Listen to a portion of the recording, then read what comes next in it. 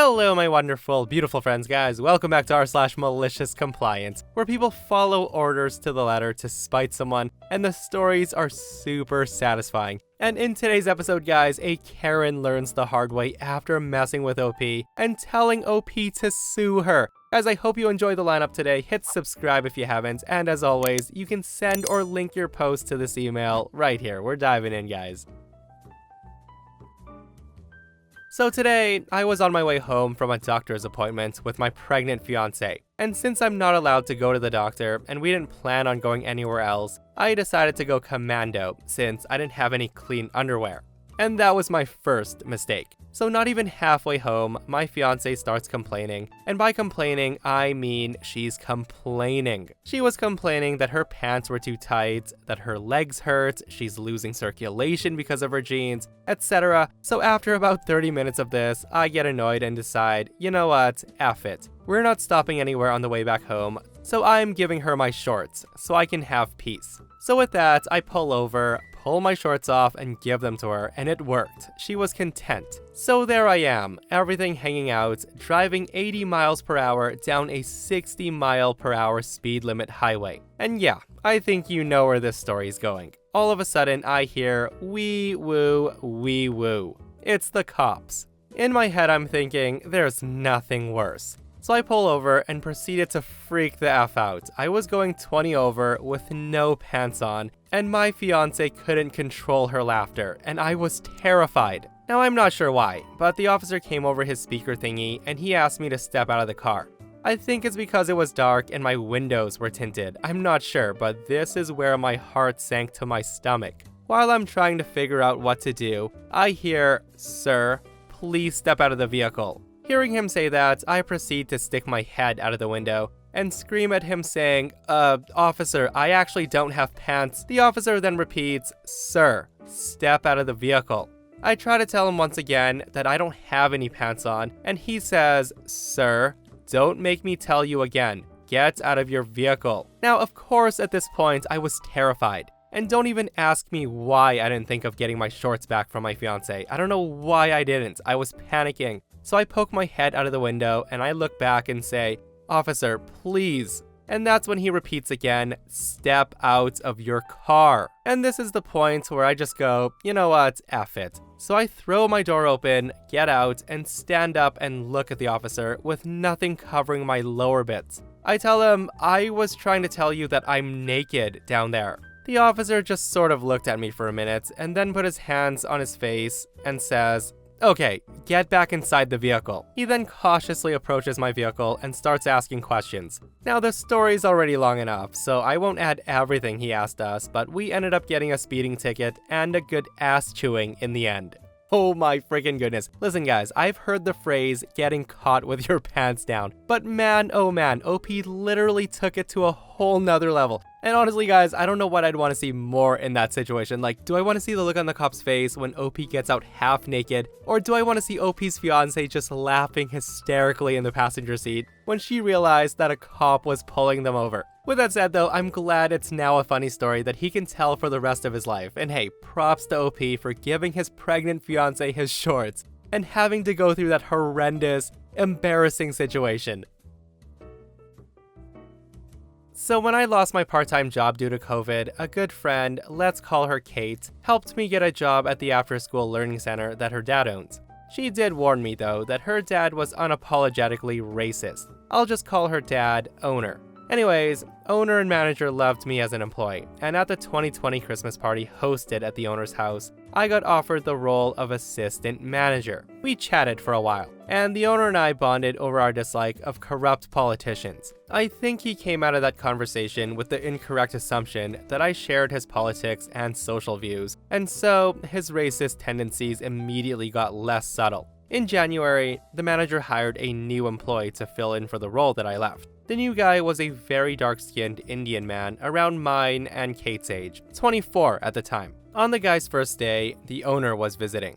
And right before the students start arriving, the owner pulls me aside and asks me to keep an eye on the new employee. Now, I don't remember the exact wording that followed, as this was over a year ago, but basically, without saying anything directly, the owner implied that he suspected that the new employee would steal something or do something to the kids due to the color of his skin. Now, despite not saying the actual words, his intentions were clear, and it was the most overt racism that he displayed so far. But rather than say something in the heat of the moment, I just decided to maliciously comply.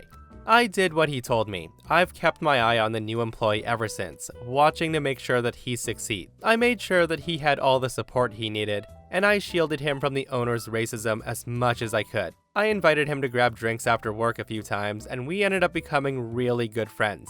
So last month, when I told the owner that I had to leave at the end of the year, I knew that no one else was interested in my position as the assistant director, so I got most of the staff to endorse him as my replacement. I'm now training him to take over for me, and he's doing so well that I'm able to sit around and write this post. But my favorite part in all of this is that last year's Christmas party, I introduced the new employee to Kate, and they clicked like no other couple I've ever seen, and they've been dating for almost a year. The new employee proposed to Kate at Thanksgiving, and she said yes, and I know they're trying for kids real soon. The owner knows they're engaged, but he didn't come in on Monday like he usually does, and we haven't heard from him, so I don't know how he's taking it. Anyways, I can't wait for this year's Christmas party. Well, all I can say is I guess the owner was right, guys. The new employee did end up stealing something. He stole Kate's heart. Isn't that freaking adorable? With that said though, guys, OP sounds like a fantastic human being that's worthy of being in a management position. And seriously, I think I speak for everybody when I say that I hope the owner ends up loving his grandkids, if they do end up having grandkids. So this happened a while back, before everyone was allergic to everything, and there were tons of different menus depending on your allergies. I was waiting tables at a 20-table Mexican restaurant. It was around 4 p.m. that day, and the restaurant was dead, and I was the only server on. A 4-top walks in, so I seat them, and I give them a minute and come back to take the drink orders. I begin by saying, "Welcome to the restaurant, my name is..." and before I can finish my sentence, I'm cut off. Now, Karens weren't called Karens back then, but this lady was definitely a Karen. The woman says to me, "Just so you know, I have a very specific list of allergies, so I'm gonna be asking a lot of questions. Is that a problem?" I say to her, "Oh, that is not a problem. We'll just make sure you get a great meal." And the woman interrupts me again, and she begins listing everything. She says, "So I'm allergic to nuts, eggs, gluten, milk products, soy, MSG, shellfish, and any animal product." Now here's a quick background. Growing up, one of my best friends had a peanut allergy. I had seen him have to use an EpiPen a couple of times, and that stuff is scary.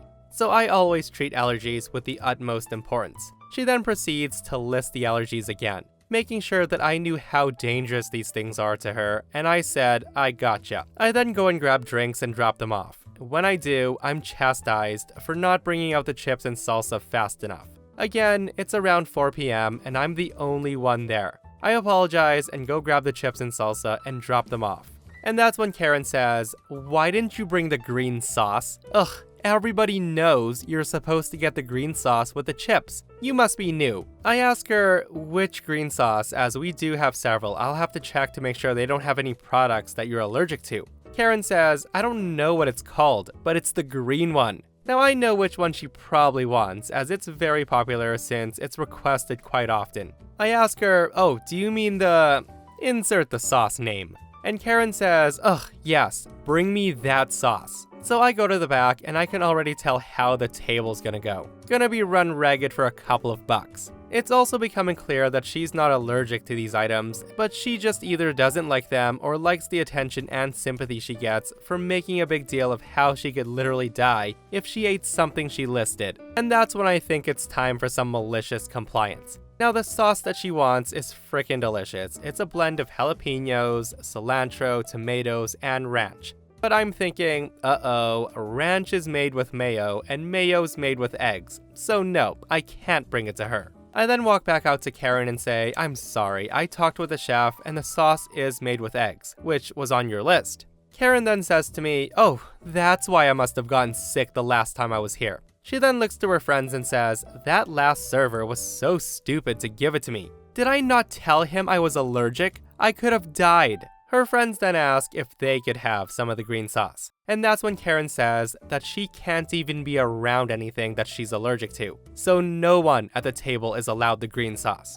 She then proceeds to order the veggie enchiladas and explains to her friends how hard it is to eat out with her condition.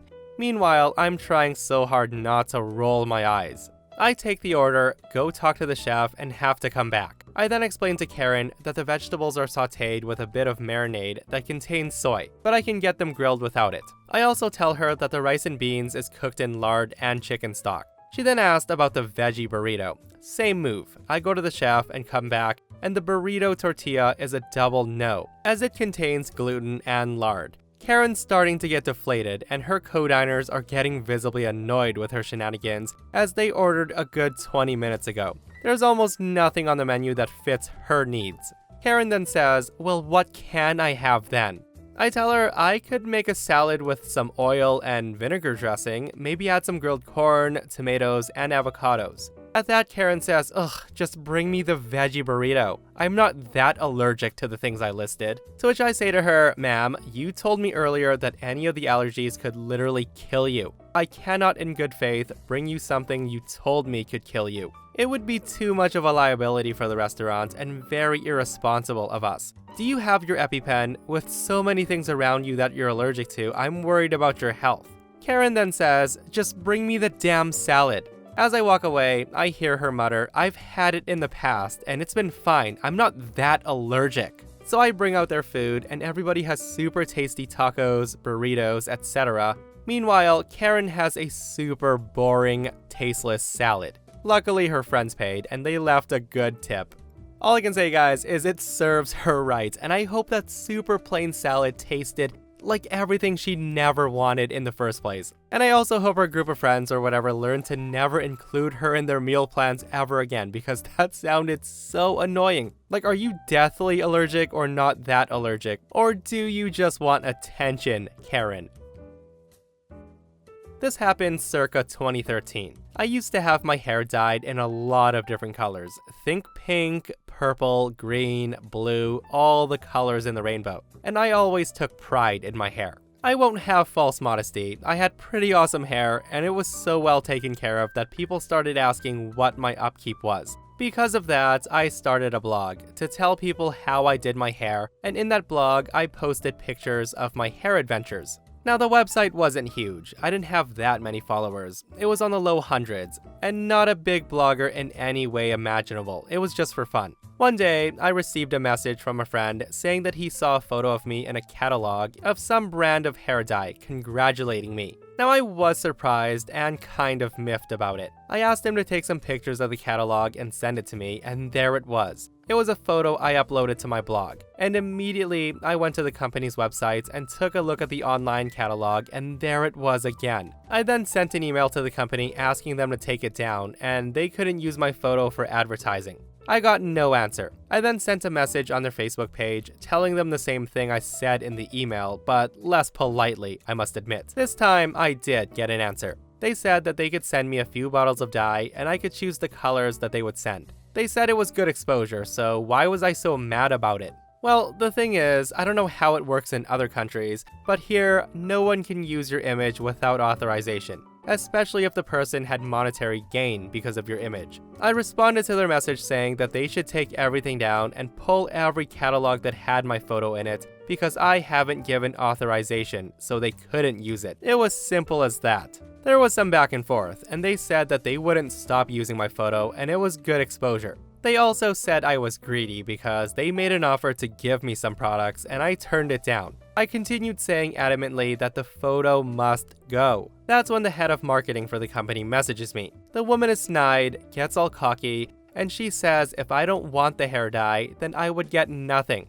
That they did not do anything wrong, so they won't take any pictures down. She then said, if you're so unhappy with the outcome, just sue me. And here comes the malicious compliance. I'm thinking, okay, so I'll sue the company and you personally because you were the person responsible for the catalog. And she admitted that she was the one who designed it. So long story short, I sued them, I won, and I was awarded a hefty sum. but I still haven't gotten paid because they took everything they owned out of their names and stopped using their bank accounts. Now, the thing that brought this back to memory is that she messages me on Facebook today, asking me to make some sort of agreement with her because it's been hell, her credit's been destroyed, she can't use any bank accounts, she can't have anything to her name, and it's been really hard on her, and she's just another victim of the company's owner. She basically asked me to stop pursuing payment.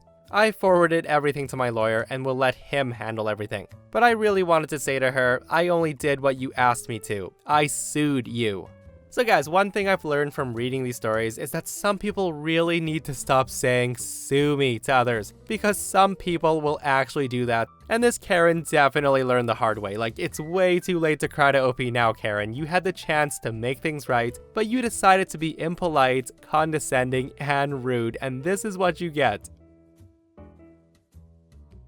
A long time ago, I worked for a movie theater company in a state that snows every winter. We had a contract with a snow shoveling company, but my boss refused to use it because the cost of each removal had the possibility of hurting his yearly bonus by a couple of percent points. It was like $300 max out of $20,000. He would say every time, only if it snows more than 6 inches. Unfortunately, this meant that one of the ushers would have to shovel the snow on the sidewalk. And since it's a safety hazard to block the emergency exit doors of a theater, it meant that you had to shovel a path around the entire building and for each exit door. Ultimately, due to the size, it's about a quarter mile around the building, and no one likes doing it because it's cold, and shoveling a simple 1 shovel length path can take 2 hours. So during a snowy Christmas week, the busiest week of the year for movie theaters, it had snowed just under 6 inches. We were extremely busy, and my boss demanded to take one of our much needed ushers to go shovel the snow. I was an assistant manager. When asked if the company could come out instead of us doing it, we were told no, to which one of my coworkers, who we'll call Dan, said that he would do it. An hour later, after he had gone outside, one by one, my boss pulls each usher in and wrote them up for refusing to shovel snow. When Dan came back in, the other ushers complained to him about it, and Dan asked our boss why. And our boss said because no one wanted to shovel all the snow. And if Dan didn't shovel all the snow, he would get written up as well. This all happened at the beginning of my shift, around 5 p.m.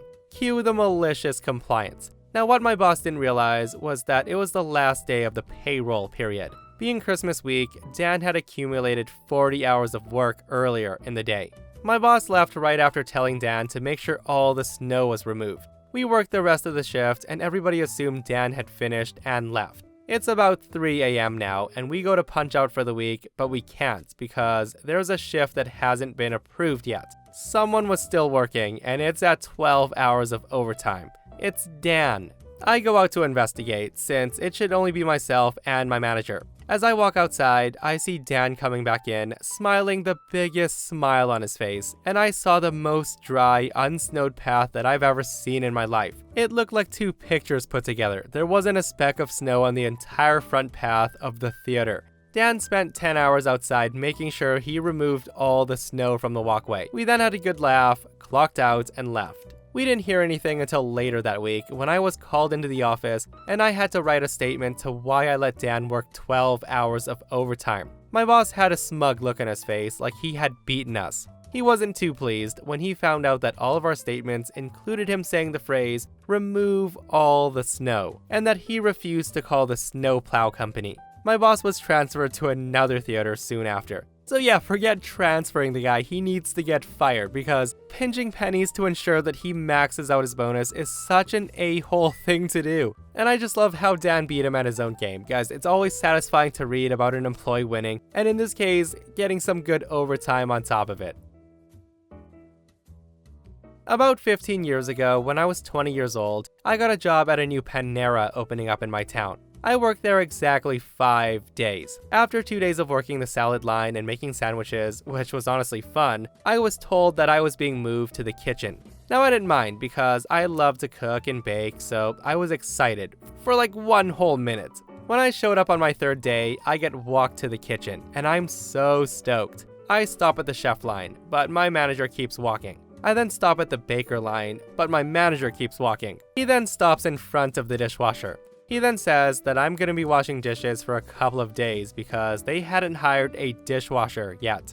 So I give it my do best attitude for 2.5 days, and it's a damn big pill to swallow. I suddenly realized that the back end of Panera was much harder than I ever thought. And I do want to note that I've worked in the back prior, just not at this level before, so mucho props to all you back of the house workers. I started to fail because I was feeling dejected and being talked down to. Come my 3rd day on dishes and the last day at Panera, I show up on time. It was a pretty busy night, so there was lots to do.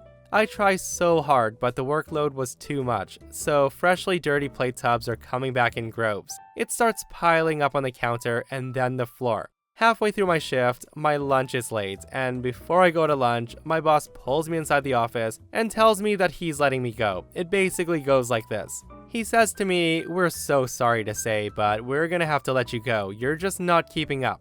But would you please stay and finish your shift?" Hearing him ask me that, I was floored, but I did it, just not with my do best attitude. I proceed to wash one pan at a time in the industrial washer that we have, and more tubs are piling up. My coworkers are asking what's going on, so I explain and they said they understand and support me. At this point, even more tubs are piling up and they're now on the floor, before I even finish the pans. Come the end of my shift, I knew my managers were gonna have to stay and wash dishes, but they were courteous enough and they told me that as a parting gift and thanks for trying, that I can take home whatever I wanted from the store. So I did. I took over $120 in fresh breads, pastries, all the delicious varieties, and I gave most of it away. I heard from a friend a year later that they were pissed about that for a while, but they couldn't do anything, which got them even more pissed. It wasn't my finest hour, but I don't regret it one bit. So the moral of the story is don't fire your employees mid-shift and ask them to stay and expect any kind of quality.